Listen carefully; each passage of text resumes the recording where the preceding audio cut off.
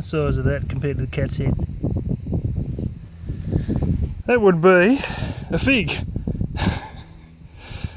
And that's like blooming the size of the ones we import. In fact, we've done remarkably well in terms of the size of some of these figs. It's pretty rare that we get figs quite this big. Usually they're, well, more around this size, but, you know, compare the pair, as the insurance ad says, and you get the general idea. We've had a real bonanza in terms of sizes.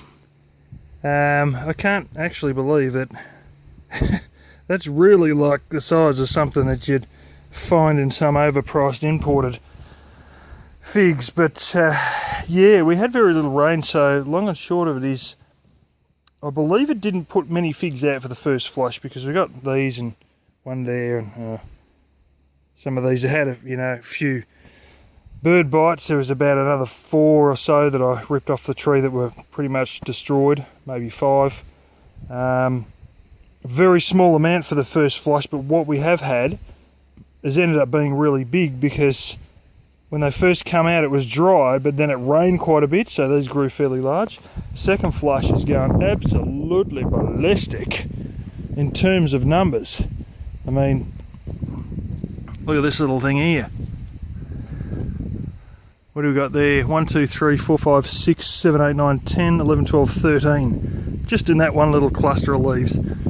So, and you know, you can see there's quite a few up around here. Boom, boom, boom. Yeah, so we've got a lot more coming.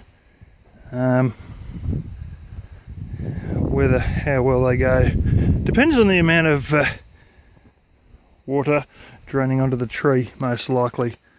So yeah, we'll see how we go with this second flush. But it's sort of funny, like the ones in that first flush, they're double or bigger than double the size, even though there's only like about 15 that started, and probably, you know, I don't know, 10 or so that we've actually had successfully come. But anyway, not complaining. Very surprised that some of them are really quite ripened, and you know, they're starting to get that red on them, but the birds haven't just like obliterated a lot of them, you know, because they're really well and truly ripe, even though I must admit the birds have probably got about 1/3 of them. But usually, like, you know, you'd assume they get more, but even with this, like, they've barely been touching that end of the tree, and I think it's because it's very thin, but they get up into the stronger branches here, and then they sit there and they bite them all off. They don't eat them, they just bite them and let them drop to the ground. Some of them they do eat, as you can see here. They've actually cracked open the seeds as well quite a bit. It's a strange little sort of a paradigm that's been going on. Birds get up there, bite them off, they all fall to the ground. Sure as eggs, next morning the sheep will turn up. Guess what? They eat them all off the ground. So it's like the birds are providing for the sheep, which eat them all, and then I come out and there's just, the ground's cleared of them. So it's sort of a little bit strange, but you get strange little things like that when you let nature take its course. I had another case where I used to originally, the first year, have a very large amount of spiders in the house, and I would never have to wait any more than 45 seconds before any fly would be obliterated.